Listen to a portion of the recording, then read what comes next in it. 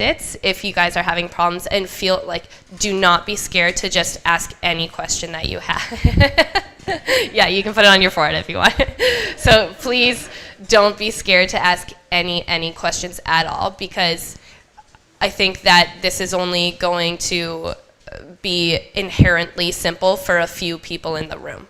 Okay, so all of you guys are probably in the same boat. So no question is stupid, ask anything, and we'll do our best to answer it. Okay? Sound good? All right.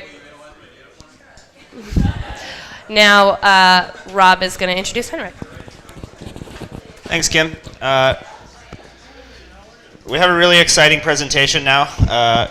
Working in Europe, there's a lot of interest in hydropower research and fine-scale positioning units, and I've had the good fortune of meeting Henrik at several meetings over the past couple of years and seeing firsthand the work that he's done to really advance the state of some of our analysis tools that are available to us. And when we organized this workshop, we had to really identify that we wanted to include YAPS, the program that Henrik has written, as one of the training workshops that we were going to run, and we begged Henrik to come and give this workshop himself, because I've seen him give it before, and I've seen firsthand the advancements that it can make in people's research programs when they have these tools available to them to analyze and resolve some of their positions. So thank you so much for coming, Henrik. I know this is your first time in North America. You came a very long way to come and be with us, so we all appreciate it. Really looking forward to your talk, and yeah, thanks again.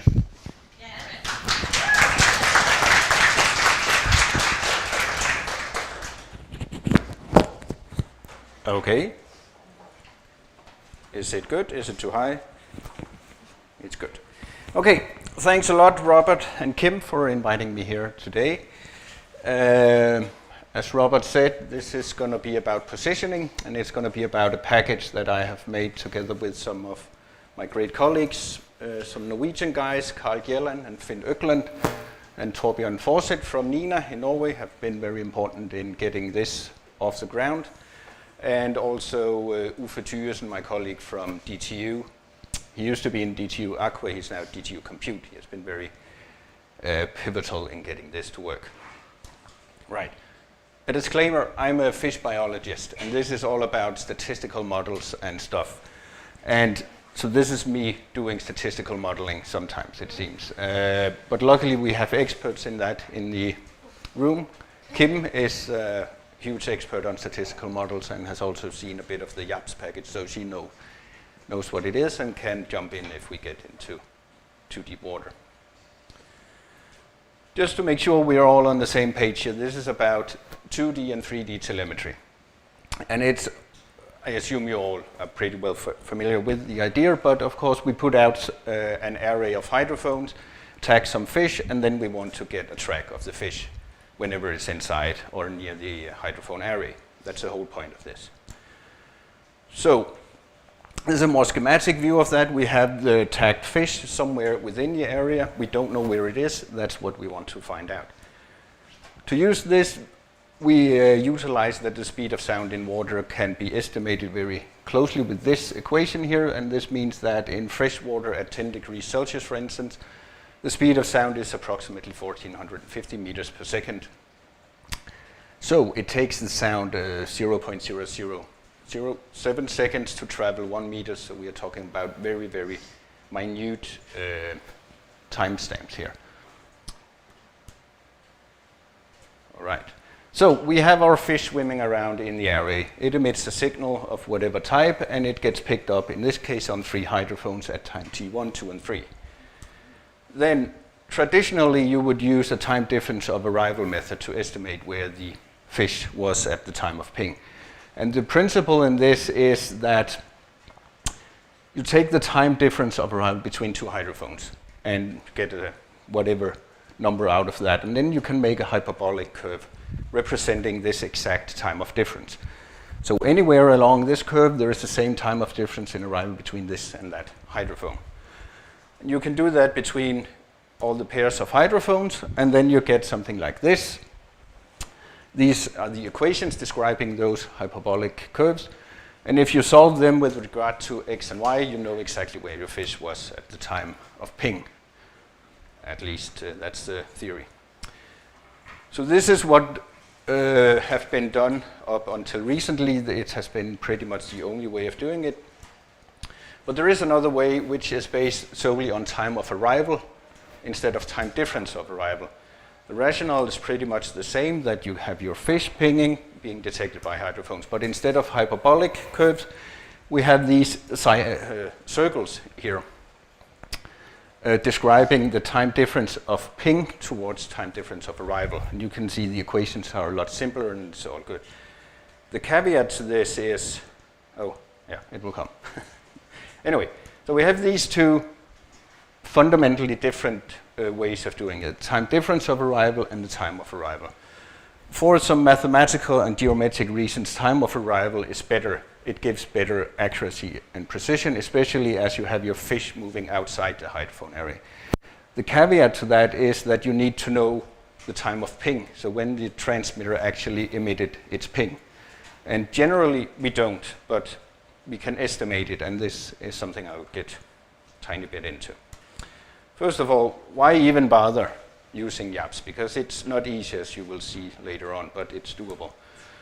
No matter which manufacturer you go to, I'm sure they will have a solution for you that will turn your data into X, Y, and Z sometimes. Estimates with some kind of error estimates around your, or on your positions.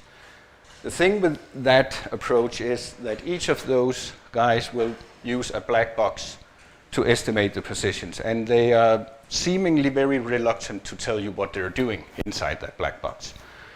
On top of that, most of, or all the tracks I've seen from manufacturer solutions will need some kind of filtering afterwards. Maybe even two types of filters on the same data set. And the filtering approaches that people are using seems to be dependent on what software has been used to estimate positions in the first place. So the question is, how comparable are tracks estimated with different systems? It's not a problem if you have your own little lake, you have your own system running there and you're happy with that. But if you're in a networking thing and want to compare tracks between studies of the same species, for instance, it might be an issue if it's not the same algorithm behind it. Now, this is one of the nice sides of YAPS, is that it's hardware agnostic. It doesn't matter where your data comes from, be it Vemco, Low-Tech, Telma, ATS, whoever comes next, and whatever they try to do. As long as you have some time of arrival stamps and you have your hydrophone positions, you can throw it into YAPS and get an estimated track out.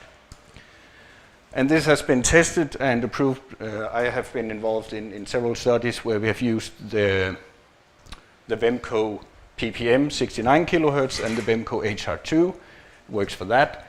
We have used Low-Tech 76 kilohertz and Low-Tech 200 kilohertz, that works. The Thelma Biotel PPM encoding also works, and also I did a very tiny test track with JSATs from ATS, and it works with that too. Yeah. Are there any manufacturers that YAPS doesn't work with? Not that I know of. So the question was if there were any manufacturers that YAPS doesn't work with. Maybe, but then that would be fault of the manufacturer not delivering the data that we need. Okay. So. Have you ever compared output with output of the system on the same data? Yes, with some of the manufacturer systems. Yeah, we do that when we have the chance to do it, and I will show some examples about that. Another thing that might be a reason to use YAPS over the other time difference of arrival-based methods is that we all know you need at least 3 hydrophones to estimate the position of a ping if you use time of arrival, no, time difference of arrival. But as I will show you later today, if you're using YAPS, you can actually do with just 1 hydrophone picking up each ping, as long as it's different hydrophones. You need more than 1 hydrophone in the water, goes without saying. But you will see some quite cool tracks later on. All right, YAPS is open source. You can go to GitHub, look at how it's done. So we're basically opening the black box of fine scale positioning telemetry in fish. Transparent, reproducible. You can open the source and look for all the bugs that I'm sure is in there. If you find them, please let me know so we can fix them along the way. It's free, unless you count your hours into this, because it's it's going to take a bit of time. And if not for any other reason, then it actually works. This is exactly an example of that. This is from a Swedish very little pond where they had put out a Vemcor HR2 system. The gray track in the background is the estimated positions from the VPS software, whereas the colorful, it's color-coded by day, is a direct output from YAPS. Anyway, after all, it's only a model. You don't need to buy hardware except a very powerful workstation, perhaps. So the input is hydrophone positions, time of arrival of each ping at each hydrophone. Throw it into the model, and with a bit of luck, it will run and converge, and you will get your estimated positions and tracks. So back in 2017, we published this basic version of YAPS. There has been some improvements to it since, but we'll just stick with this for now. All these fancy formulas I will not go into much detail with, just mention a few features or key components of it. This random walk up there estimates the time of ping. As I said, we need to know time of ping to use time of arrival. This is estimated with a random walk like this. A thing we haven't touched on yet is how to handle errors in such a model like this. If you look at your raw data of hydrophone streaming in, you will get a lot of, sometimes, depending on environment, you will get a lot of echoing, multipath signals, what have you. And if you don't account for that correctly, it will lead to outliers and residuals living out here, where you have your main thing here.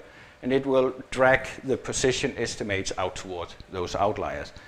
In the YAPS, we use a mixture distribution of a normal distribution and a T distribution. And the main reason for that is that the T part of that distribution allows those outliers to live out there without dragging the position estimates. So it's kind of a robust regression applied to this. Quick question, Henrik. Outliers in what again? Outliers in the time of arrival stamp. If you have a multipath signal, it will come in at a completely wrong time, and it will drag it out. So it's measurement error in the process of when the ping happens to when it actually gets to the receiver. Yeah, I guess. Okay. Okay, and of course we are actually interested in the fish position. This is what it's all about, and we model that with the movement model also. And what that does is basically to keep track of the fish, if you will. If you have a fish swimming here, estimated track is like this at time leading up to any given event. It's not going to be out here all of a sudden and then back again. So it keeps the fish on its track, if you will. Okay, it runs in template model builder. Some of you have had some issues installing it now, but I hope most of you guys are up and running. We looked a bit upon it before, but this is a track from a Norwegian river where we have the black track. There is a GPS tow track, so we know exactly where the transmitter was at any given time. The blue lines going everywhere on this plot here is the track estimated with a naive time difference of arrival model. So you see all kinds of crazy stuff going on. We had a lot of concrete in this place, so we have a lot of echo and multipath and what have you. If you look in the manufacturer documentation, you will find explanations like this for why the tracks are moving out there. I added one of them out of my own volition. I haven't seen the last one in any. Okay, so to test the performance of YAPS compared to other solutions, we did this track. And again, this was the time difference of arrival model, a very naive one, not doing any kind of filtering or anything, just straight into it, straight out. It looked like that. It's a bit misleading. Most of the points are actually on the black track, but for the purpose of visualization, I added lines between them so you can see where they are. This was a low-tech system. I don't remember if it was 76 or 200 kilohertz. So we had the YAPS software to estimate positions. It looks like this. It's better than the raw time difference of arrival method. But when we apply YAPS to it, it looks like this. So make your choice. This is unfiltered data out of YAPS, the straight output. If you look at the raw numbers, comparing the track, the known track to the estimate track, yeah, Robert? Can you quickly switch back to the time difference arrival? Yes. So those are the estimates from the low-tech system? No, those are the estimates from a time difference of arrival I made. So there's absolutely nothing fancy on that. Okay. The low-tech UMAP is way much better than this naive one, that's for sure, but still. Anyway, looking at the numbers of that, you will notice that the time difference of arrival model that we made ourselves gave 89% of the actual pings turned into a position. And that's, of course, the limit to that is the number of hydrophones needs to be higher than or equal to 3. You notice that low-tech UMAP only gave out 80% of those position estimates, and that's a bit, where did the 9% go? That's part of the black box magic. I would like to decide what to do with those 9%. But anyway, YAPS will give you 100% of the track because that's how it's built. And in terms of the accuracy and precision, numbers speak for themselves. Now, this area there is highly oversaturated. We had 28 hydrophones there, so that was really turned out to be a bit overkill, but better safe than sorry. So to try to push the limits on YAPS, we reduced afterwards. We took out 22 of the hydrophones in the data and fitted fitted YAPS to those data, and we got this out. Of course, it's not as good as when we had 28 hydrophones, that goes without saying, but it's still pretty decent. Especially if you look at number of detecting hydrophones for each ping. Only in 36% of the pings were detected by more than 3 hydrophones. So 64 was detected by less than 3 hydrophones. This is the number of hydrophones detecting each ping. So that's decent at least. Another example of that, this is from a German lake, Kleiner Döllensee, some data from Robert Arlinghaus. I hopefully have permission to show here. In this case, only, you can see there was 16% of the data were detected by 3 or more hydrophones, and the rest had very low detection. This is a fish. I don't know if it's a pike or a perch or whatever, but so we don't know the true track of this, but at least it stays within the lake, and for that it might be might be plausible. I don't know. Okay, so now I have, of course, convinced you all that YAPS is magic, completely flexible, and a turnkey solution, the holy grail of fish telemetry. No, it's not. Sorry. It's not magic. If your study design sucks or your data sucks, garbage in equals garbage out. That's how it is. The internal makings of the TMB model that runs this needs to be differentiable, and that puts some restriction on how flexible we can make things, which I learned the hard way, spending many days trying to get some clever things to work, and then Uffe told me, no, it's not differentiable. Well, thank you. And it's not a turnkey solution. If you try to, or decide to use YAPS, you will need to get your hands dirty. You will have a lot of work. You might end up doing like that guy over there, but this is why we're here today, trying to reduce the risk of that. Right, so before we go further, ping types. I know most people here are working with one particular manufacturer that delivers random burst intervals, and as far as I know, they're not willing or able to share the sequence between intervals. So that gives you a secret random burst interval, right? You have time on the axis, so your transmitter goes ping, ping, ping, ping, with, for instance, 60 to 120 seconds, randomly chosen. You don't know anything. The alternative to that is basically the same random sequence, but now you know how long time there is between pings. These sequences are generated as a random sequence. You can I guess all of us can make a random sequence of numbers in R in like one line. So this is what's going on. From some manufacturers, you can actually get access to those intervals between the pings, and that gives you extra information that enables a lot better estimation of positions, as you'll see. Finally, we have fixed burst intervals, which, as far as I know, is pretty much only available from low-tech and in the JSAT system. And just to, you have your secret random burst intervals from Vemco, you have known random burst intervals from Telma, and in the open protocol, it's available, it's out there, and it's actually working. It's available from low-tech Telma and Sonotronics, and I do not get paid to say this. I say it because I think it's important to be aware that there are alternatives. And another alternative is the JSATs, tiny, tiny tags. They have injectable tags, and it works really, really well. Okay, what affects performance? And this is with the focus on positional telemetry, of course. The first one, detection range and number of hydrophones.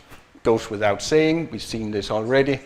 One of the things that makes it possible to estimate the track, even though we have so few hydrophones detecting it, is the movement model in the YAPS, and that we have information about when the next ping is coming. These are fixed burst interval transmitters.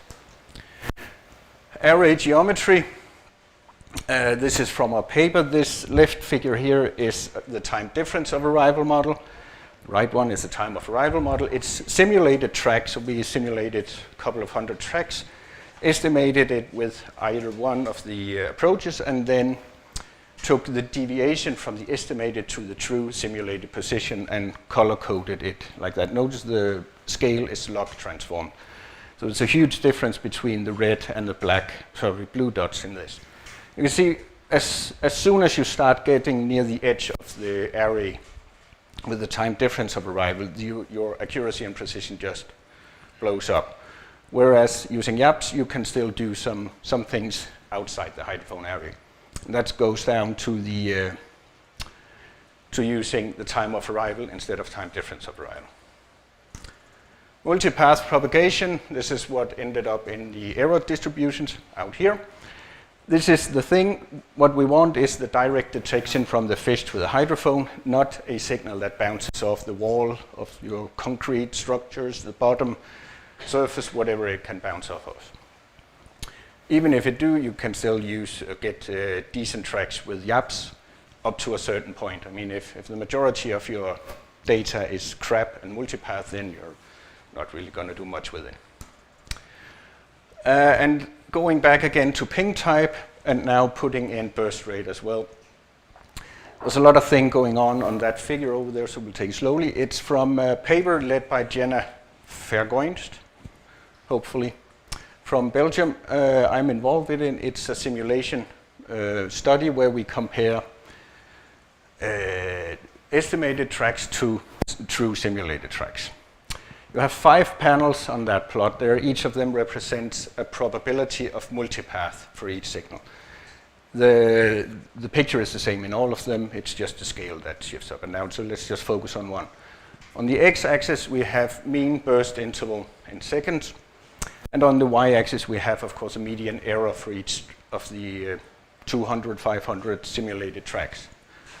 And what you can see there is if you use fixed burst interval transmitters with YAPS, you get the best performance, the green line.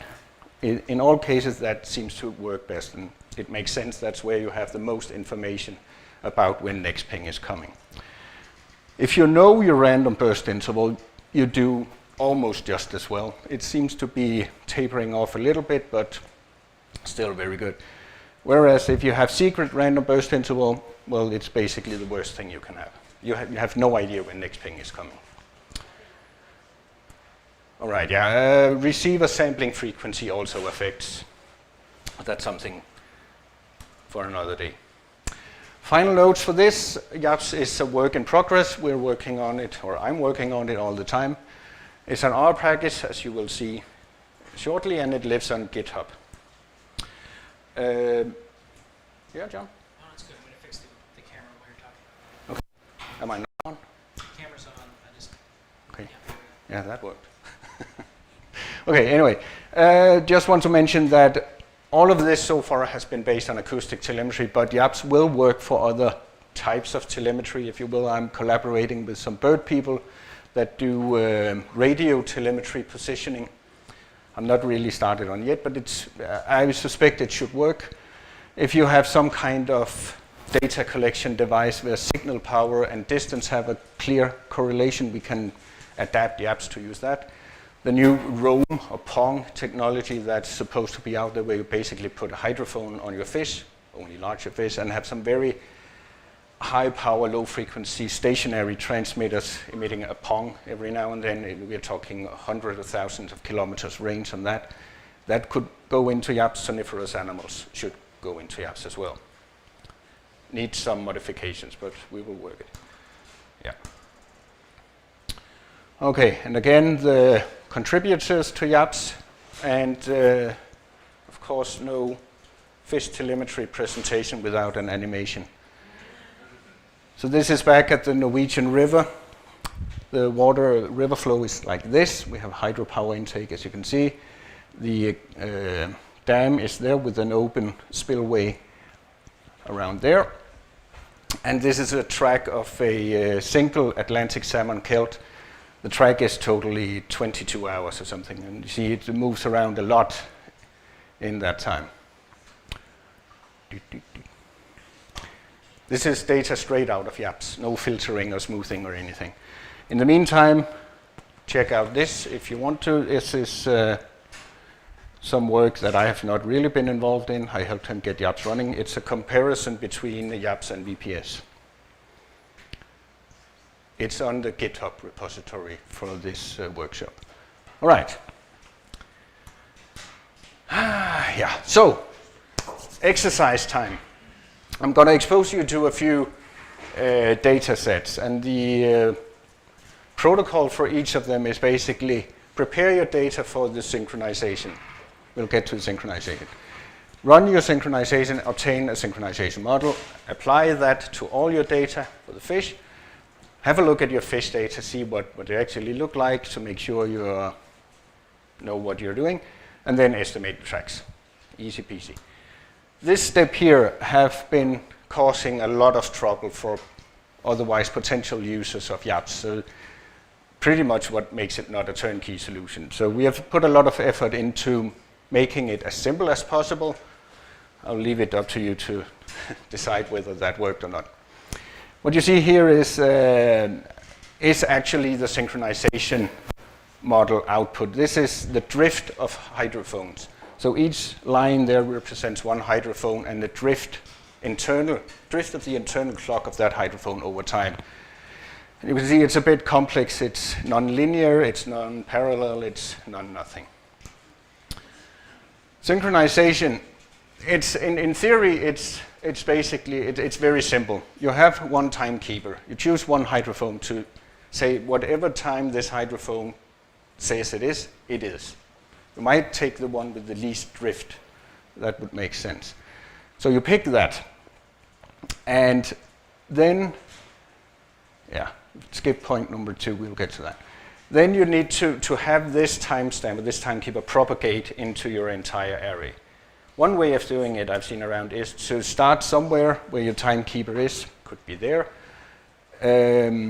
synchronize the hydrophones within that circle, then propagate it outwards until you have your entire array covered.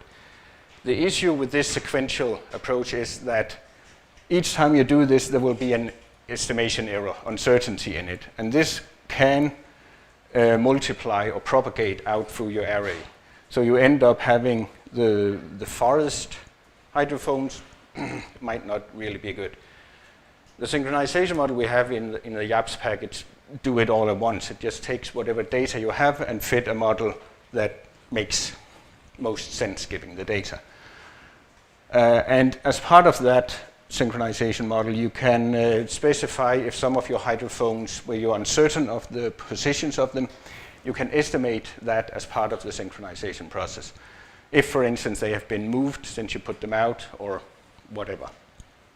You forgot your GPS when you put them out, what do I know? You need to have I think 2 or 3 need to be fixed at known positions, and then you can basically estimate the rest, but bring your GPS. Okay, the exercise is 3 data sets, one from Florida, collected by Jennifer Rehart's group, of which we have one representative here today. He can tell you all about that data set. It's a very tiny data set. It's perfect to check that everything is working and to get a feeling for it. 19 hydros, Wemco VR2, and this is a tow track with GPS, so we know the truth of it. Then, depending on time, we'll do some Norwegian crayfish, 8 hydrophones, Telma Biotel, back from the days when they couldn't really keep track of their random burst intervals. So these are to be considered secret. Also notice they have really, really long burst intervals, up to 5 minutes between each ping. That's, I'm not sure if it's fine scale or high resolution. Anyway, and then some of my own data from a relatively large, by Danish standard, a large lake. 1 week from a large area, we have 70 hydrophones. We have a tow track, so again with GPS, and some fish from pike. And this is recent data, again from Telma Biotel. So it's random, ppm based, but we know the burst intervals. Yeah, and work in progress. There will be more examples included along the way. For fixed burst interval systems, the low-tech and JSATs, and some Wemco VR2 data. I will try to get some more example data into the YAPS package. Dataset 1 and 3 is included in the YAPS package now. Code time. Okay, John. Yeah, sure.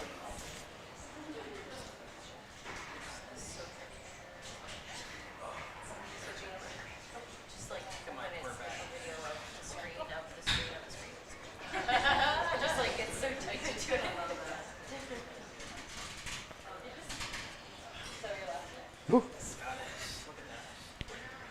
I don't know if that's better, but okay, cool.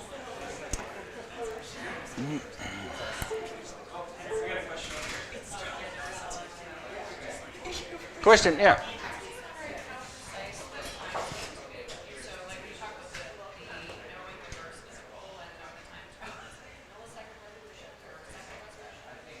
We definitely need milliseconds. Yeah. Otherwise, if you remember one of the first slides, how fast the speed sound travels. So definitely need millisecond. And all manufacturers will give you at least millisecond. Some will have better. John?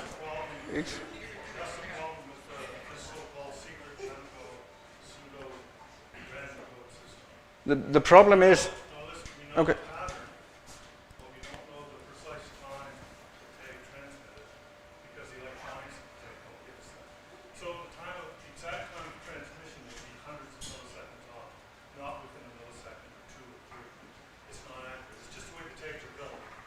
Yeah, well, the problem is that we don't know when the next ping is expected to come. That's right, yeah. Yeah. You can't predict that because the tags aren't accurate. Well, Telma can. At least. Well, that's fine. They're a different company. Yeah. But I'm just saying that. It's not that it's secret. It's a known, the pseudo random pattern. It's not secret. We know the pattern.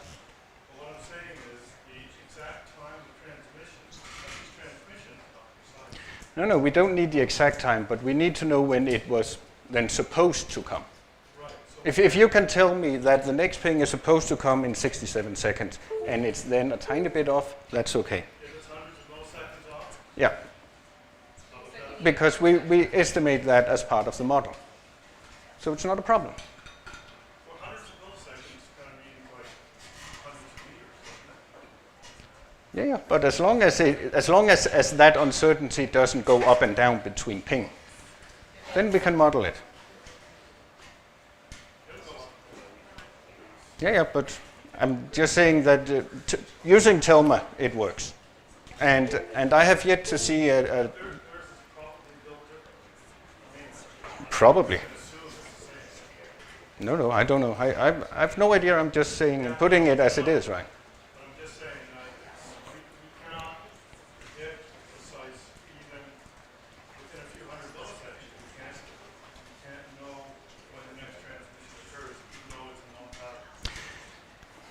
what can I say? I would love to get some data from you to try it out.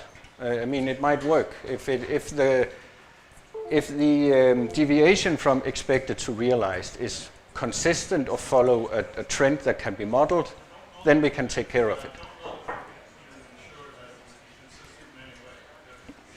No, I don't know either. I don't make tags, so I have no idea. Yeah. But anyways. Dale, do you think it's worth checking though? Do you think it's worth checking? Well, we can. Good. Yeah. All right.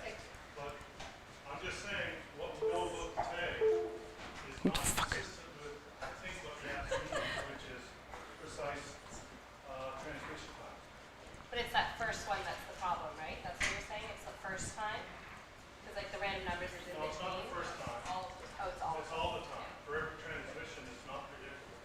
Even though it's a known random pattern, it's not precisely predictable, and it varies up and down.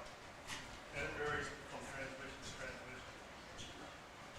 Yeah, well, Just because our tags, that's your problem, not mine. Like working from some knowledge is better than working from no knowledge, right? So having some knowledge is better than having no knowledge of the randomization. So this would inform. I really don't think would help, but we can discuss it later. It would be interesting to try out at least if you're willing to.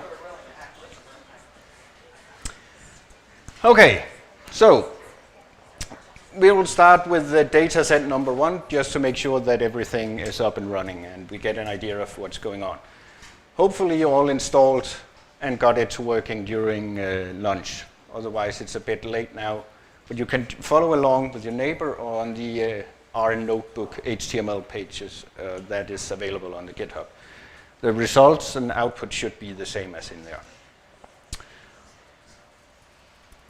And do shout at me if you have questions along the way. I'll probably not see raised hands.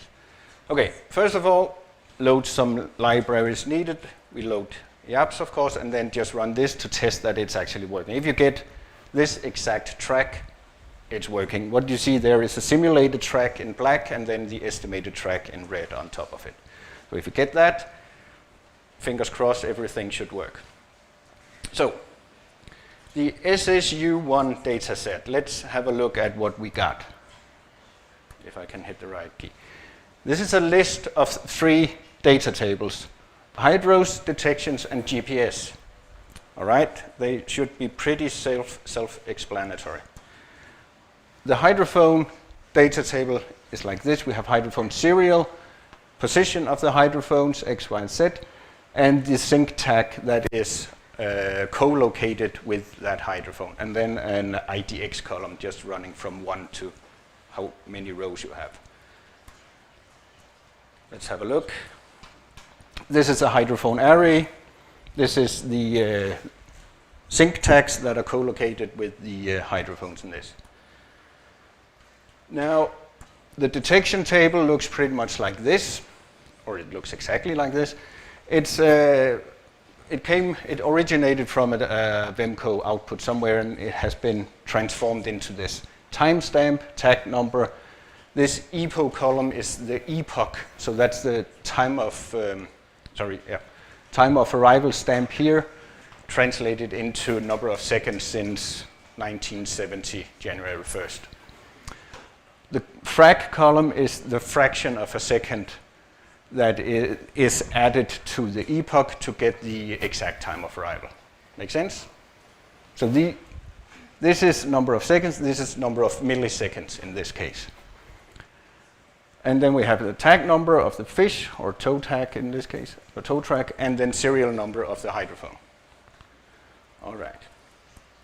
Henrik, does every receiver in the system need to have a transmitter associated with it, or some not?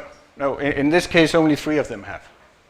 As long as there is connectivity in the array, right? You need to have all hydrophones need to hear some sync tags that also other hydrophones listen to. You need to have a coherent network, otherwise it doesn't work. Make sense? And if the toe tags are unknown random? It's not really a problem in synchronization. It's when we get to track estimation, it's an issue. Typically because there is so much data for the synchronization. You have so much data from those tag that are just pinging every 10 second all along. Sorry, every 10th minute or whatever. It's not a problem for the synchronization. All right, and in this data set, that is a tow track, we have the GPS track of it. So, and now, just because I stumbled upon the leaflet package, I want to run this to make a very nice slippy plot of where we are. You can do that. Look at the leaflet package. Look it up. It's brilliant for stuff like this if you need a quick map. Ooh. Anyway, that was a sidetrack. Okay. So now it's time to synchronize this hydrophone array. The two main functions in YAPS to doing this is this get input sync function, and somewhere here we have the get sync model. There's a lot of stuff going into those functions, and I will not go into the details now. It's documented in the preprint we published recently.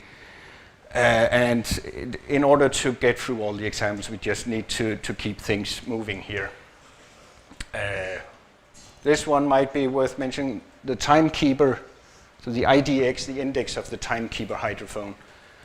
And this is the, any hydrophone that goes in this vector is fixed in the synchronization, so it has an assumed, known, and exact position.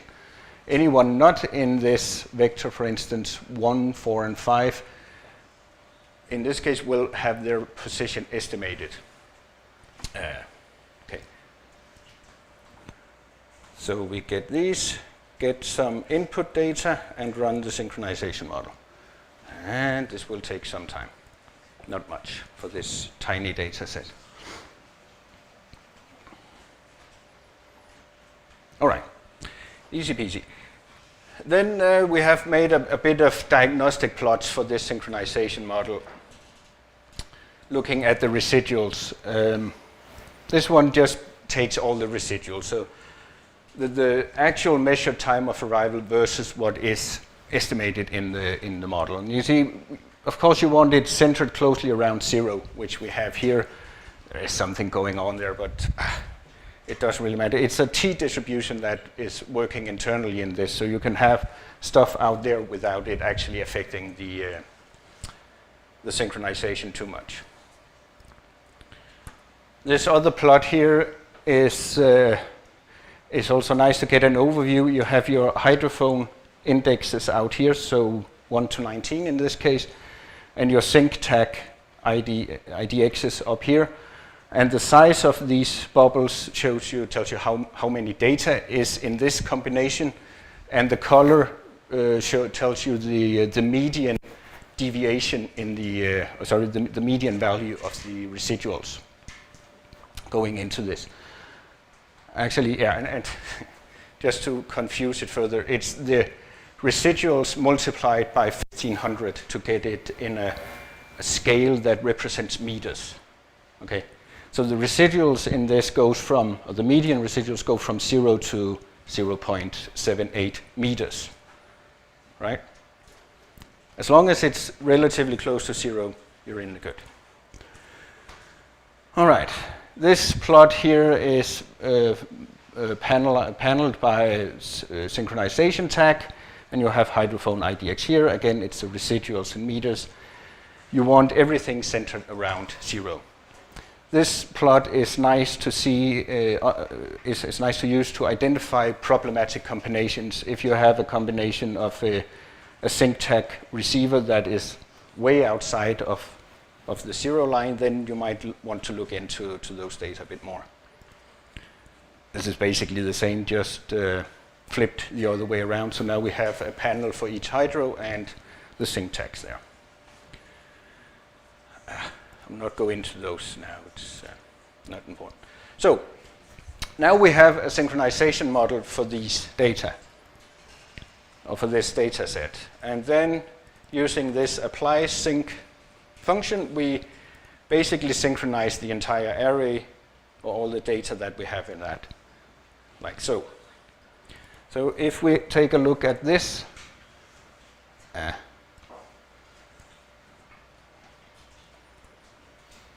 And I'm old enough to be excused from using RStudio, just to make you know. Okay, you can see that we have a new column over there called eposync.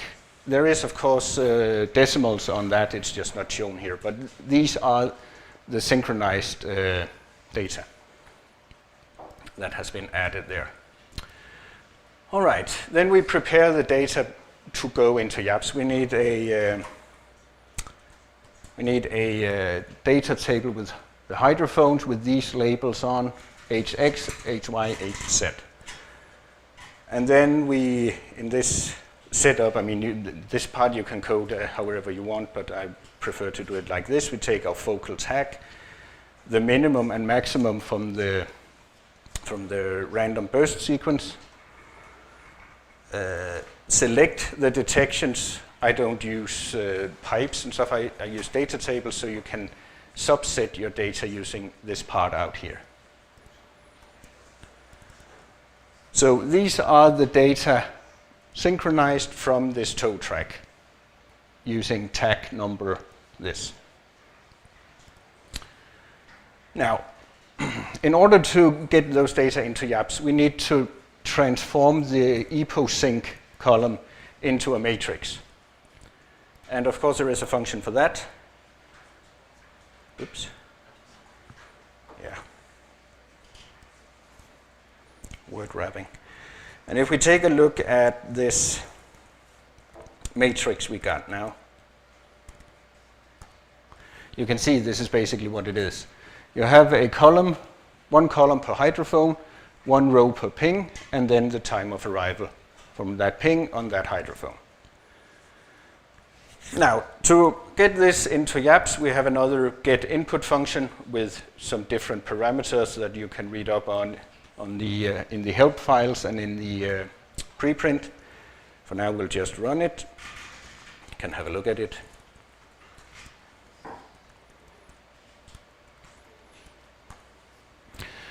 It's a list, a huge list of various bits and pieces. Don't put too much thought into this now. This is what the input to the YAPS, run YAPS function looks like. And we'll run this. We'll put silence false to get an idea of what's going on, if you will. This is what it looks like when TMB is running. Kim can tell you all about what it actually means, all those numbers. I have no idea. What's important is this final call or message here that YAPS converged, and this objective function is you want this number to be as low as possible, and it can be negative and all good. A very basic plotting function is provided. So this is the estimated track from those data, and we have the GPS from it, and it looks like this. Can you see it? It's kind of thin lines. Overall, we get very good correspondence between the GPS track and the estimated track. And if we plot it like this, where we have time of ping on the x-axis and the x-coordinates and the y-coordinates, you can see it makes sense. The black dotted line in the back is the GPS track, red is YAPS estimations, and these bubbles, if you will, here is the standard error of the estimated track. So in this particular part of the track here, we are a bit uncertain about the estimation, but so be it. There are probably too few detections to make good meaning out of it there. All right, so that's the end of the first example data set. Any questions? How reliant on it is the GPS of the stations being really correct? Do you want just the best GPS you can get? Yes. The question is how good you want your GPS to be to get the hydrophone positions.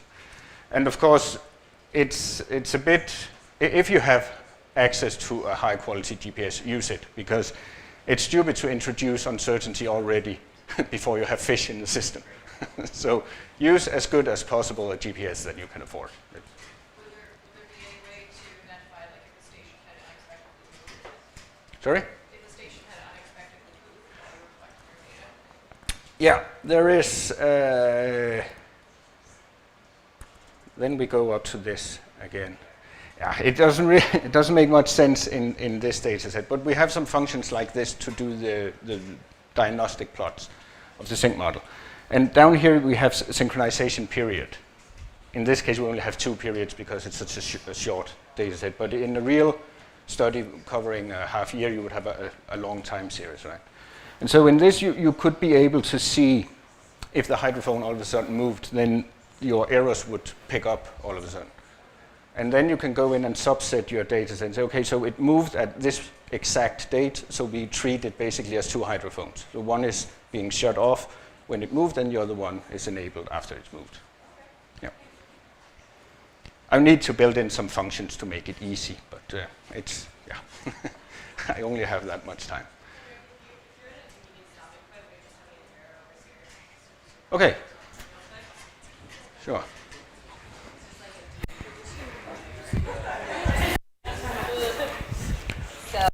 There's always one. So here, we can turn that off.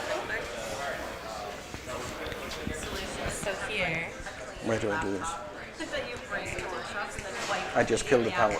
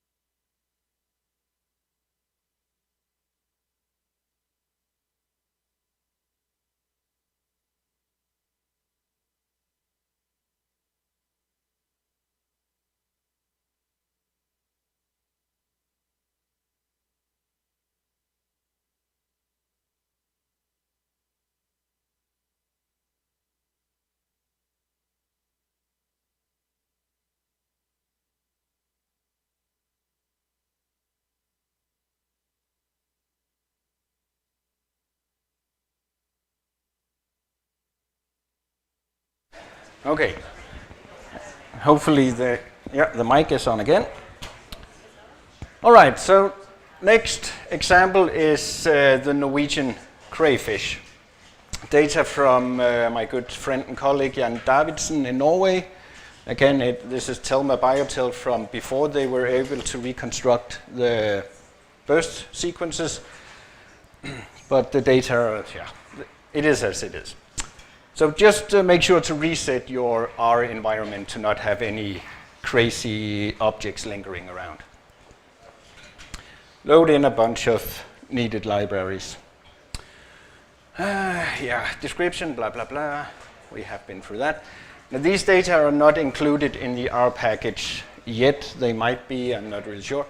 So we need to load them from an external source. They should be on the, they are on the GitHub repository, and if, with a bit of luck, it should work just doing this. Anyone having problem with this? No? Good. Okay. So what we got here is crayfish data. We got receivers, which is the hydrophone as it is. We got the synchronization data in that, and then we got the crayfish, or the detections of crayfish number 34 and crayfish number 35. And then we have the estimated positions from Telma, from a program or software they call Pinpoint. So we have something to compare against this. Again, we need to synchronize the data first, and there is some lessons to be learned in this data. Just have a look at it. This is what it looks like. We have some crazy column names here, so we get rid of those. We set the order. This is, again, a data table function, I believe. And then we add these two columns, EPO and FRAC. As we had before, you can see EPO is, okay, it doesn't matter. Let's have a look at what we got. The Telma loggers can detect multiple protocols, and they can detect multiple frequencies.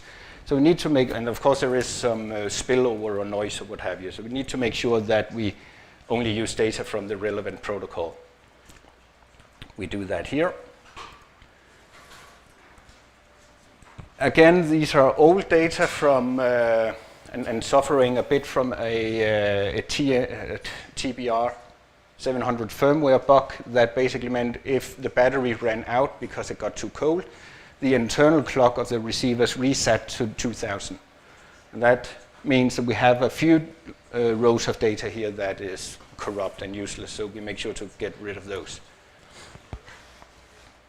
All right? So this is what we got now.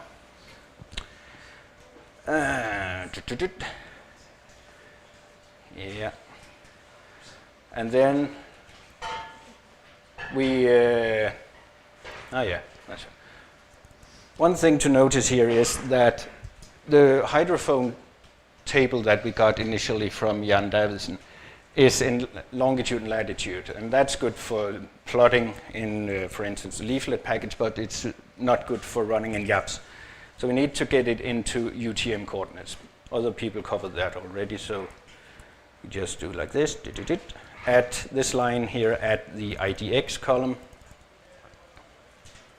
Okay, so this looks more familiar as to what we had previously. Make a plot. Yeah, how to resize things. So this is the hydrophone area here. Our 8, 9 hydros and 3 co-located sync tags. From the look of it like this, it's easy peasy, but if we, now there is actually a reason to use the leaflet package. If we run it on that, you can see we have some difficulties here.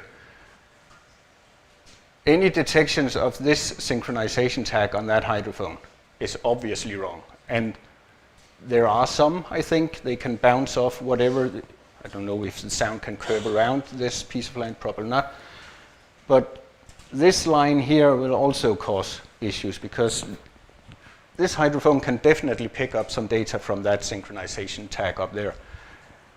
It can kind of scoot around that part of the land. So there are some issues here to be aware of. The obvious ones, like this, we get rid of straight away. We run this to tell you that, to show you that there is in fact detection of, there is detection on all hydrophones from all sync tags. So even that crazy combination there do exist in the data, whether it's an actual detection of a crazy bounced signal or if it's noise, I have no idea.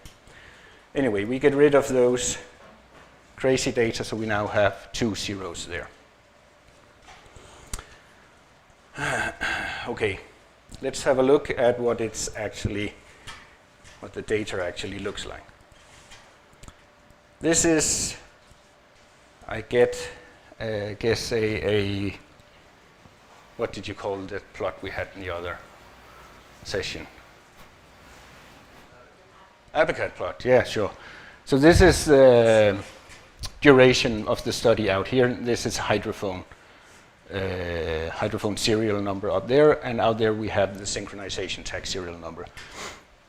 And these are the 2 we zeroed out. And you can see there are other pieces of crazy stuff going on. For instance, the end of the study for some reason is variable between hydrophones.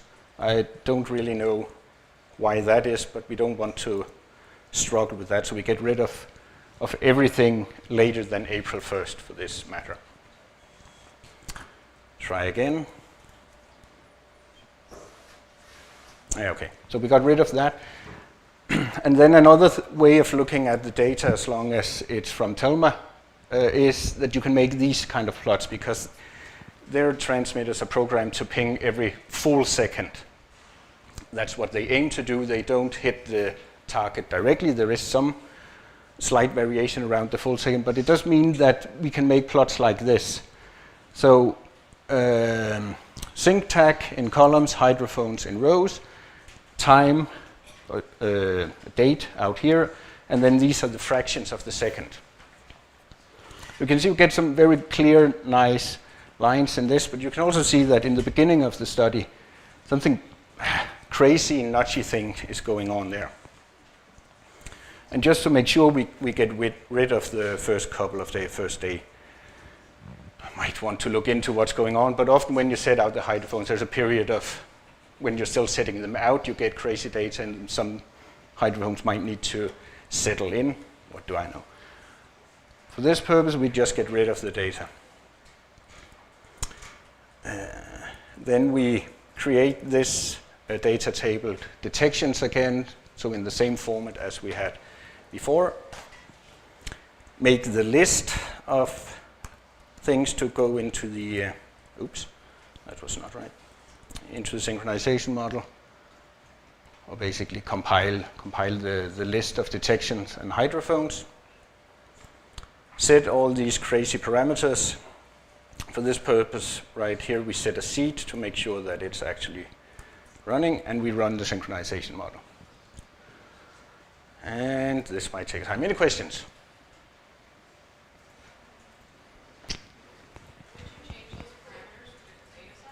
Yes.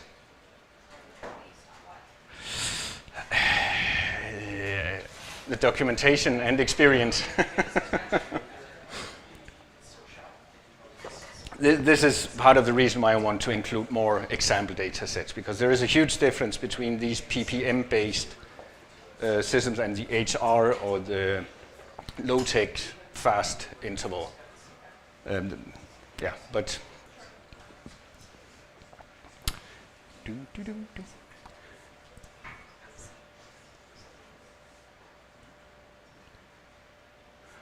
well, it tells you to be patient, so please. It's a good opportunity, it's a good breath, so we can check on people and see where they're at. Yeah.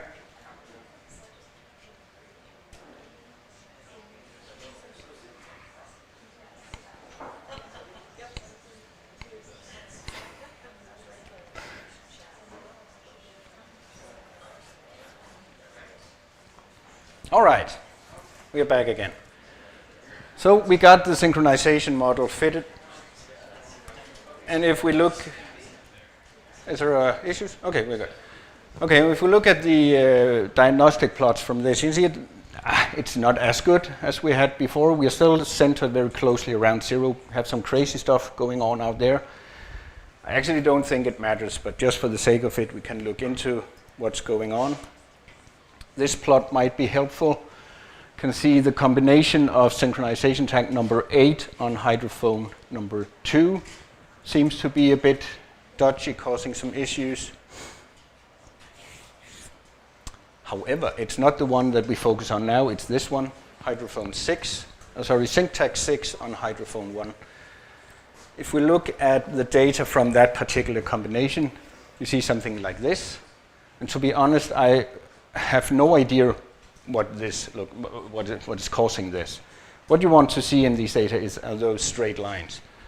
I have no idea what that is, honestly. So, might want to look into it. There might be some way to salvage it. At least you could use data from here and out. But for the purpose of this, we just get rid of that combination of hydrophone and synchronization tag. Now another thing might be SyncTAC number 3 on hydrophone 5. If we go back to this, no one can remember what that combination was. Anyway, if we look at the plot, what is not really visible here, but I know it exists, is that this combination of SyncTAC and hydrophone is not a tight, it doesn't give tight lines, it gives kind of wobbly lines. It's not really visible in this plot. It's better in the documentation, I think, or in the R notebooks. Just make some temporary table here to show you what is causing this. So this is the exact SyncTAC hydrophone combination we're referring to. You see, these plots are there are a bit calculation going into it, but what you want to see is something around 0. What you see here is something around 0 and then some bands out here. And the scale on the y-axis is, again, it's the milliseconds multiplied by the speed of sound in this system. So this corresponds to something crazy is going on at around 30-50 meters. If you look at the map, and now I remember, it's the combination of this synchronization tag to this hydrophone. And what I suspect is happening is that the signals, most of the signals go the straight line from there to there. But some of them might bounce off this structure, whatever it is. I've never been to this site, so I have no idea. But if this is concrete, and some of the signals bounce off and enter the hydrophone, this is multipath. And that will give you these bands in the data. It's just a suggestion. I don't know if that's what's going on. Anyway, we get rid of those data. There is enough data to go around, so we get rid of those. Then we have made a note on SyncTAC 8 on hydrophone 2. This is SyncTAC 8 as far as I remember, and this is hydrophone 2. And there might be a straight line here, but this piece of land might do something. At least there will be shallow water there. And if you have your your signal going over shallow water near land, all kinds of crazy things might happen. So for the sake of it, we just get rid of that as well. SyncTAC 8 on hydrophone 5. 1, 2, 3, 4, 5. It's this one down there. Don't remember why I picked that one up. Ah, yeah. Basically, there are no data to work on there, so we just get rid of them. There will be a functionality in the package to get rid of these combinations where we basically have no data. It will just clutter up. It's not there yet, so we get rid of it. So we're ready to refit the synchronization model finally. We package everything up as before, set a seed for the purpose of making sure it converges. Right now, if you don't set the seed, you might have to redo it once or twice. There are functionality in the pipeline to do this automatic for you. Henrik, how do you decide on the number you use for your seed? Well, I start at 1 and then count up. No. Unfortunately, it doesn't always work with that number, so there are different variations.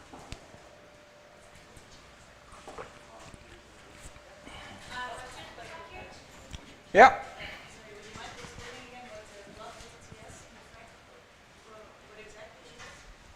On the plot or what? Yeah. This plot was from the combination of a specific SyncTAC and hydrophone. And this, of course, is a timestamp. And this is the fraction of a second from detections in that particular combination. The idea of this plot is basically, or the message of it is just to show that the amount of data in this particular combination is very, very low. We basically have no data to fit the synchronization model. And so to not cause issues internal in the synchronization model with having combinations that have just a tiny bit of data, we just get rid of it for now. And if you have the parallel lines, then you should keep it. What does it mean if you have the parallel lines? Well, the parallel lines is just a visualization of the data. So where we could see the parallel lines is just that there are data there. The sole purpose of this plot is to show there are no data in this particular case.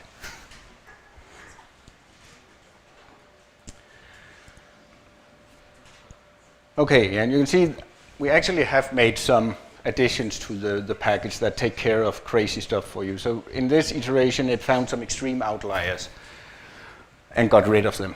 And now Mind Manager tells me to update. Not now.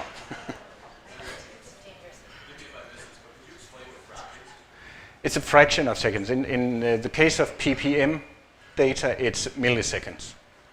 In other systems, the HR2 and the low-tech, it can be, the temporal resolution is much higher. So it's basically just a fraction of a second, going from 0 to 1 with whatever, how many steps there is available in that system. When you see weird squiggly lines. Sorry? That's the problem. Sorry? When you see a squiggly line, like we looked at before, TS versus frac, you said there's something weird going on with the squiggly lines instead of being straight. Yeah. That indicates problems. Yeah, potential problems. In that case, it was to give a hint to this multipath band to bring that up. But I acknowledge you have to look really close to see that. But we are aware that those lines are only available from Telma data, and if using fixed burst interval, I would assume it. Yeah, they should be there too. Okay. Was there more questions? Good. We got ourselves a synchronization model. This plot again, well, we got rid of whatever was going on down there, out there. And yeah, it is what it is. Might be room for further improvement, but if you remember, before this number was much, much higher. Now the maximum median error is equivalent to 2 meters. So that should be good for now. If we make, yeah, again, it's the same as before. It's just, you want, in these plots, you want things centered around 0. If you got stuff going on not in 0, then you have some issues. That you might have some issues. Again, it's a t-distribution behind this, so a single thing out there might not be a problem, but just get rid of it for the sake of it. Okay, we apply the synchronization model to our data and do some column gymnastic to it and make a plot of, yeah. So these are still the synchronization data we're working on. And it's basically a visualization of the amount of, what's the word I'm looking for? The amount of correction needed to each hydrophone. You see hydrophone 141 needs a lot of correction. The timekeeper is this guy, so it needs 0 correction. The other ones need variable amount of correction. If we take a look at the fraction column of the non-synced versus the synced data, get something like this. See some crazy stuff going on there still. These are the unsynchronized data. If we take the synchronized data, it looks nice and neat like this. And in this case, you want to have your lines looking like this. The distance between the lines here would represent, the vertical distance represent the distance between the hydrophones in some weird abstract way. Think about it, makes sense. Okay, we got our data finally. We got our synchronization model finally. Now it's time to actually look at some crayfish movement. we take crayfish number 34, and put into this object here. Again, we have crazy column names that we don't want to use. Do a bit of massage, getting rid of wrong protocol detections and wrong timestamps that goes back to 2000. Make a temporary data frame just to show you this, which again is one of those plots I don't remember. So this is the plot for crayfish number 34. We have the time out here, hydrophone up here, and then the number of detection grouped by hour. Okay. We apply the synchronization model. Again, we get this column eposync. Out of that, notice that we have some NAs here. That's because those data are outside the duration where our synchronization model is valid. We don't want to extrapolate beyond the boundaries of the synchronization model. In this case, they'll just get N8 to make sure. Get rid of those, make some plots. Again, this is, what is this? This is the unsynchronized data.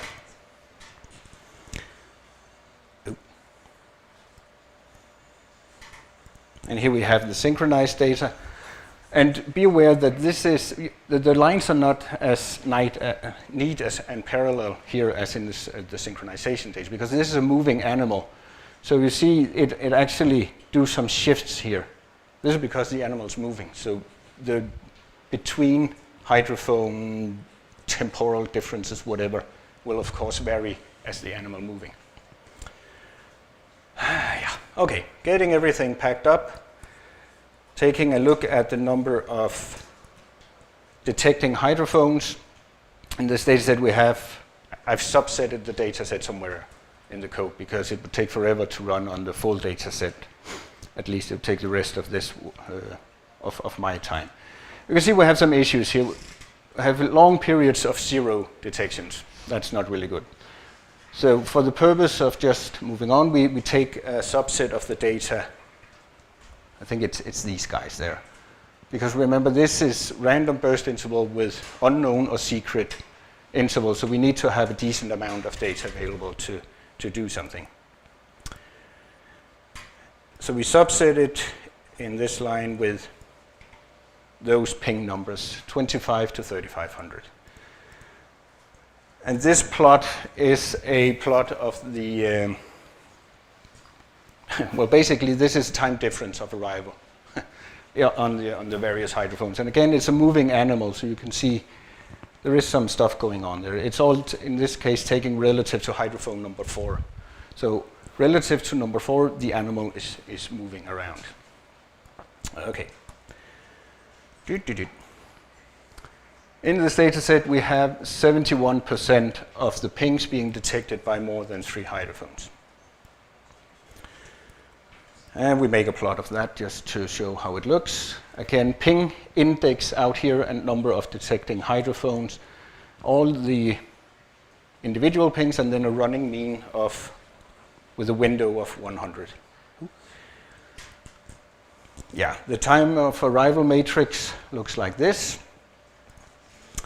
We set a seed, and the ping type in this case is the same as before, random burst interval with unknown. Oh, don't do that. And we just get it running. It will take some time again. Question time? No. How long time do I have, Kim? I think you have another 15 minutes. That's not enough. Someone stole my first 15. You can have another 15 if you want it, for sure. I would. That was 100% my fault. We are not pointing fingers here, Robert. The number one duty of mine was timekeeping. All right. Yeah, so again, this is the template model builder running, doing its thing. Don't ask me.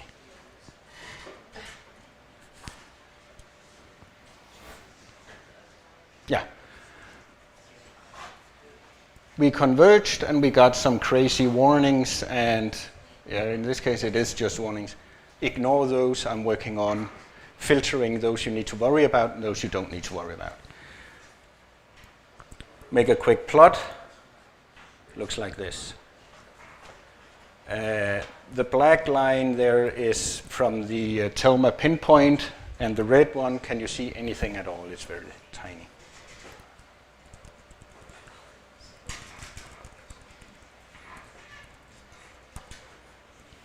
Okay, yeah. So the black line was from pinpoint, and the red one is from YAPS. And there's good correspondence. It's free-ranging animals, so we have no idea which one is the right one. Okay, what do we do? Yeah, make a plot looking at the, again, time of ping. We have the x-coordinate and the y-coordinate and the number of observation, the number of detecting hydrophones for each ping. And you can see there is at least somewhat correlation between when the number of detecting hydrophones go down, the errors go up. That makes sense. And sometimes we have some crazy stuff like this. Oh, not sure what it is. All right, now this was a tiny subset of the entire data, and it would be nice to just try to run YAPS on the whole data set, but giving this period, and perhaps this, you might want to split it here and get rid of all the zeros, because we have no data, so we don't know where the crayfish was. So split the data set, run this as a part, this, and perhaps the rest. In theory, and if you try long enough, you should be able to fit the entire stream at once, and you will just get huge errors in the times when there are no detections. Any questions to crayfish? Good, we know all about them now.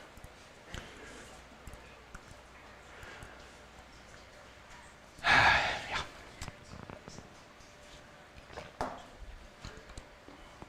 So, final data set, these are some of my own data from the larger lake. We have a tow track and we have a pike.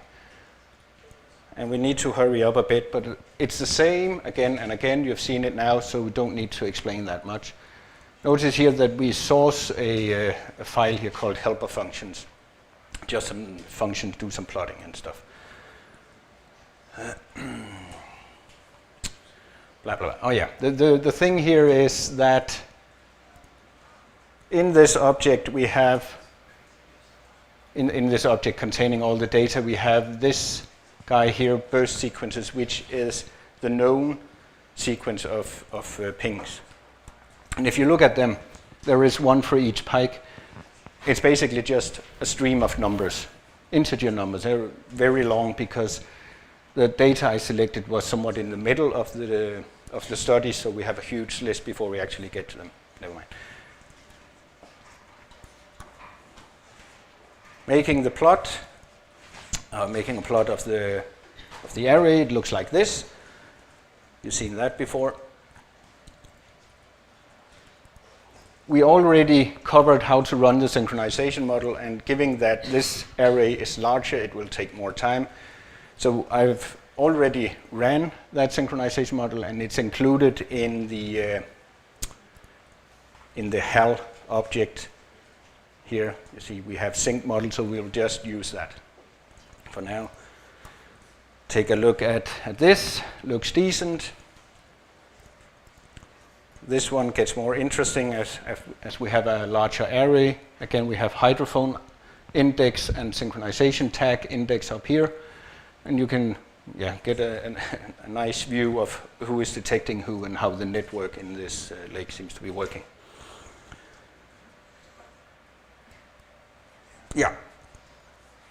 And in this data set, I left out 2 hydrophones from this fixed hydros vector to estimate positions of them, because this one had definitely moved. The other one I was very uncertain about. If we look at these are the GPS positions, and these are the estimated positions. So we can see hydrophone number 32 has moved substantially between where we thought it was and where it actually was. So we of course use these new estimated hydrophone positions when we apply the synchronization model to the data. Really quickly, would there be any benefit to kind of working through that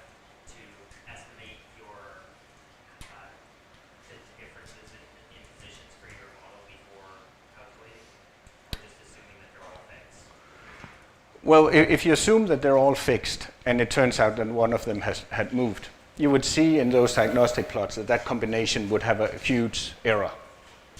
And if you run this plot where you have them over time, you would see that all of a sudden it goes up.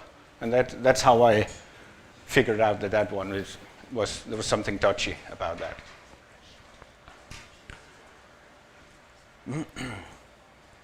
Okay. So we start with a toe track, and this is a crazy plot. I should probably not forget this. Look at this and say, this is something we know already. This is the ping index of the toe track. It's very, very boring to make toe tracks, so it's not really that long. This is number of observation detecting it, number of hydrophones. So we get this running and keep talking along. This particular transmitter that we use for the toe track had a fixed burst interval of 10 seconds or something. So we have a very good data available here.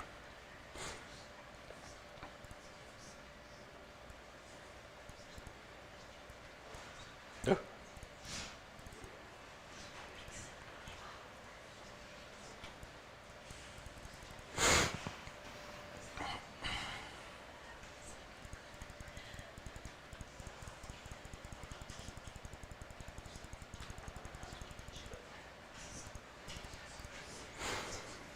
All right, it seemed to work out. We make a plot, and you can see everything is going on down here. Again, it's very boring to sail around making toe tracks, so we wasn't too good at it. We're zooming in on that. Somewhere in this plot, you have a black line in the back, which is the GPS, and then a red line, which is the YAPS estimation. Oops. If we look at X and Y again separately, again, we have both the GPS and the YAPS on this plot. This is the X coordinate versus time of ping, and the Y coordinate. And on the red line, there is, in theory, also the error estimates, but in this case, they're very tiny compared to the scale, at least. This is a plot of the error estimates, the standard error of each observation versus ping index, and you can see it. The unit here is meters, so it's at least the model seems to think that it's doing very well, and from the look of it, it seems to be correct. And now I'm getting a bit pressured on time. Don't worry about it, Yeah. Henry. I'm keeping the time. Oh yeah, I forgot you were in charge of that, Rob. I'm good. Okay, so as I said before, this is fixed burst interval transmitters, but how fixed is it actually? This is a plot of that. This is just a plot of the... I take the difference between individual pings, so time difference between pings, and subtract the mean of that, and times multiplied with the speed of sound. So this is the variation in ping interval for this fixed burst rate plotter transmitter. The idea here is to show that it is indeed very, very fixed. I mean, this is in meters converted to meters. So the variation caused by the transmitter not being stable in ping time is something like 5 centimeters, so millimeters, wherever we are. All right. In this model, we estimate speed of sound, and we can use that as kind of a sanity check to see if we are doing well. So this is the estimated speed of sound in the model, in the YAPS run here, and this is what the speed of sound actually is at temperatures 15, 16, 17 degrees, which was, of course, the water temperature in the lake at that time.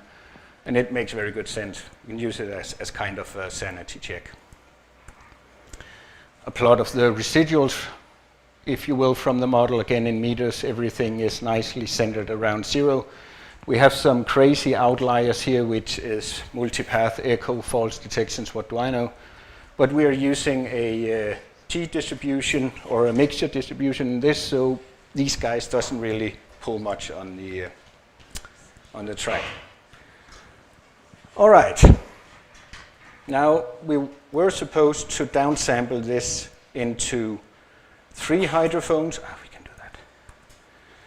So basically what I'm doing here is to sample the data set. Remember, we had a lot of hydrophones detecting each ping. So now we downsample it to a maximum of 3 hydrophones detecting each ping. Rerun everything.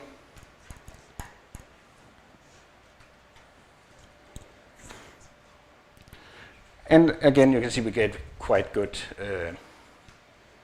correspondence between the GPS and the estimated. So of course we try to go even further down. So now there is a maximum of 1 hydrophone detecting each ping. Some of them are not detected at all. We run that. This is where you want to set the seed because it doesn't work every time. But again, we get pretty close to perfect correspondence. Now, comparing the error estimates of those different runs here, this is where we have all the data, and this is where we have maximum hydrophone of 1. This is not the error estimate, sorry. This is the x coordinate and the y coordinates. The tracks are identical. This down here is the error estimates. Of the full data set, you see the error estimate is 0.5 meter. When we go down to maximum 3 hydrophones, it starts to grow up. When we have only 1 hydrophone, of course it gets worse, but still within reason, I would say.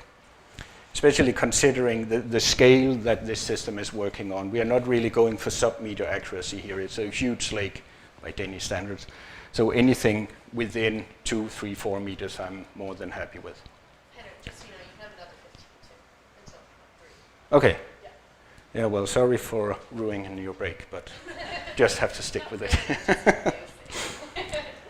Okay. Well, that's about it for the tow track. Now it's time for some actual fish movement.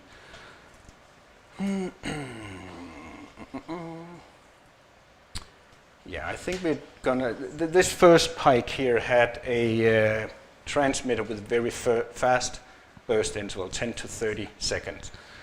And the idea in this code is to first assume that the burst interval is secret or unknown and see how that performs. And then, of course, utilize the information we have and compare the two. But we do the same with the next pike, so we'll just go with that. So I can find it. All right, so this is the other pike. Again, we start by assuming that we don't have any information about the burst sequence. This one is 60 to 120 second between. Grab the data, set the parameters, make a plot. Time on the x-axis, hydrophone index on the y. And of course the colors tells us something about number of detection within each hour. And you can, from this you could almost, if you know where the hydrophones are, you can basically tell where it is. Anyway, we get some YAPS running. First we look a bit at the number of hydrophones detecting each ping. You see, we're not really doing too good here. We're 0, 1, 2, 3. A lot of the running means, the lines here, goes below the magic number of 3, so it's a bit challenging. And this data set is approximately 10,000 pings long, so for now we just take the first 1,000 pings, which would be something like this. So we got a period with very low or relatively low detection, and another one there near the end. And yeah, so this is a close-up of that. Got some pretty unknown whereabouts there, some more there, and something in the end. The number of pings that were detected by 3 or more hydrophones in this subset of the data was this 44.6%. So, without more talk, we just run the model with the magic seed.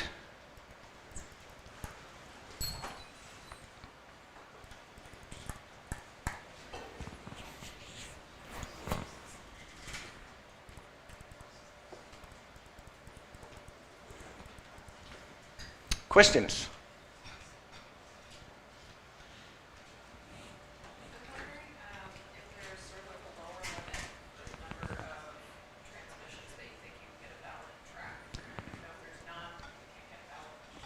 Yeah. There is a limit, definitely, but it's not easy to put a specific number on because it depends on which hydrophones you get picked up on when you actually get picked. If you get picked up on multiple different hydrophones, you can get away with very low number of detections.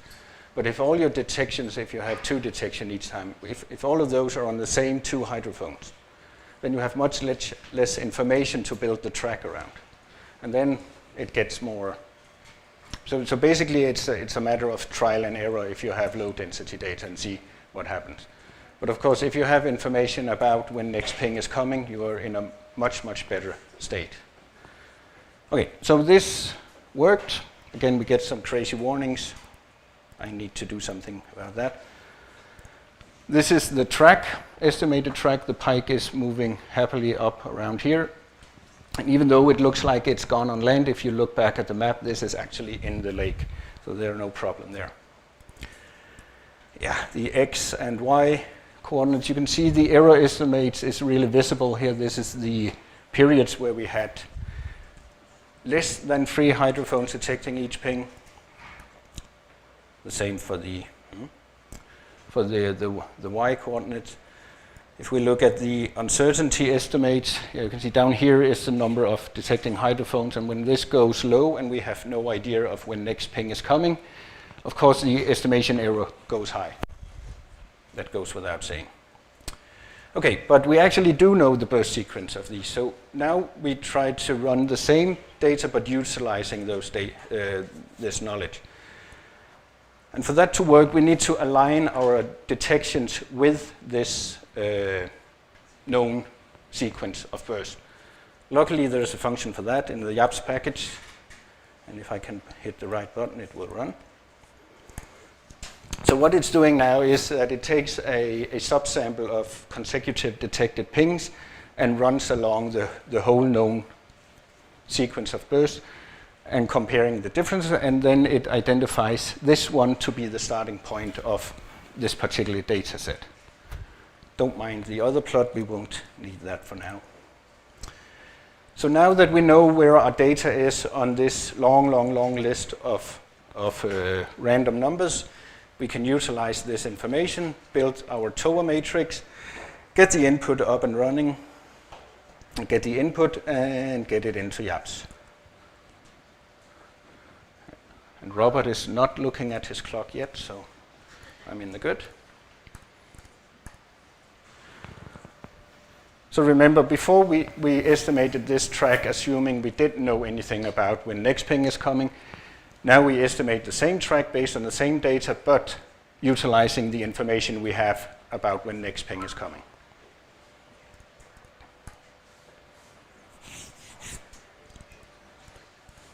The instances of a fish not being detected when that ping was sent, like if it left the array for a amount of time, does it only influence the time when it's gone, that it just doesn't draw the track there? Or would it also have repercussions for later that it would lose? Yeah, I guess that depends on how large a proportion of time it's absent. Okay. If it's absent the majority, it's actually a good question. I don't know the exact answer. I'm just paddling here. But I would think that if you have too much absence, it might influence the overall. But in that case, you would just cut your data set and exclude those periods where you have no information. You won't. You don't know anything. You will just get. In that case, you will get an interpolation between the last known and first known, and then have a huge error around it.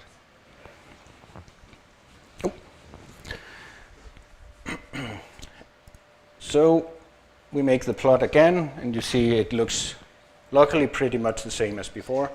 Now if we look at the uncertainty estimates of this, so this is basically the difference between knowing the next ping, or when the next ping is coming, and not knowing in this particular data set. Over here we have the unknown secret, and here we know what's going on.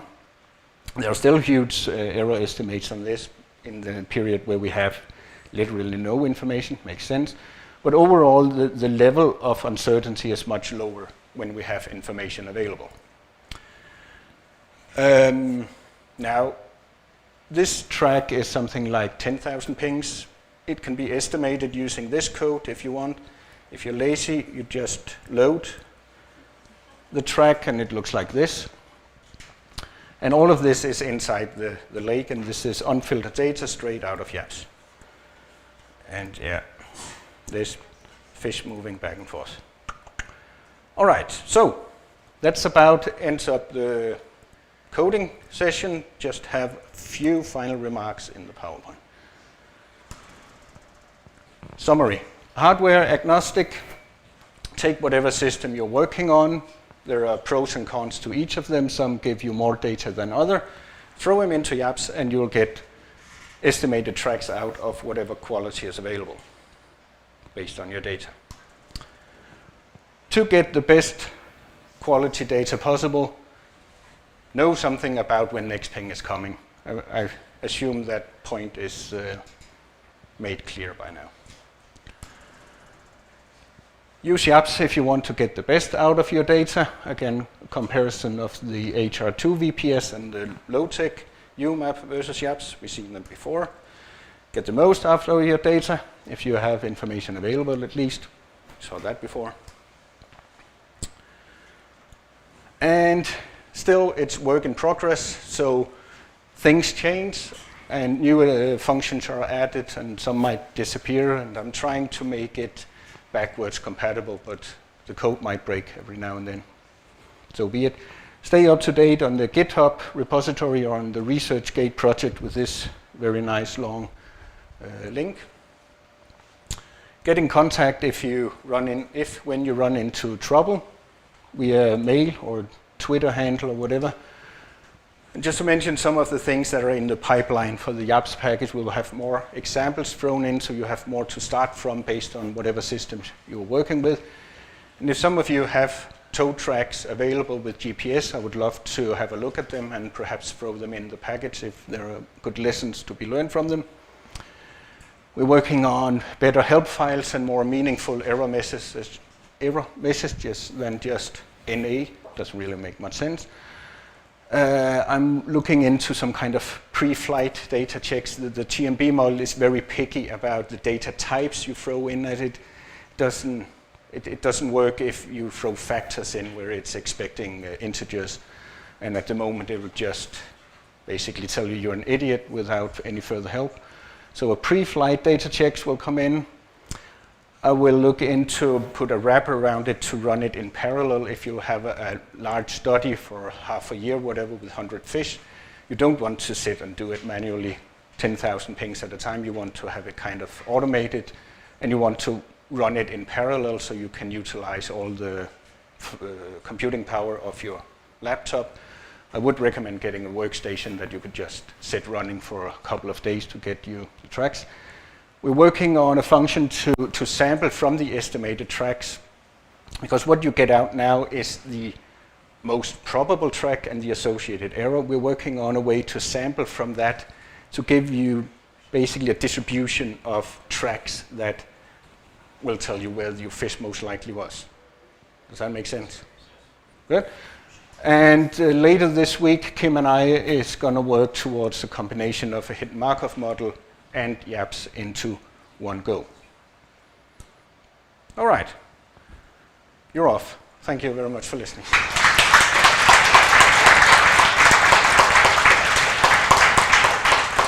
Any questions?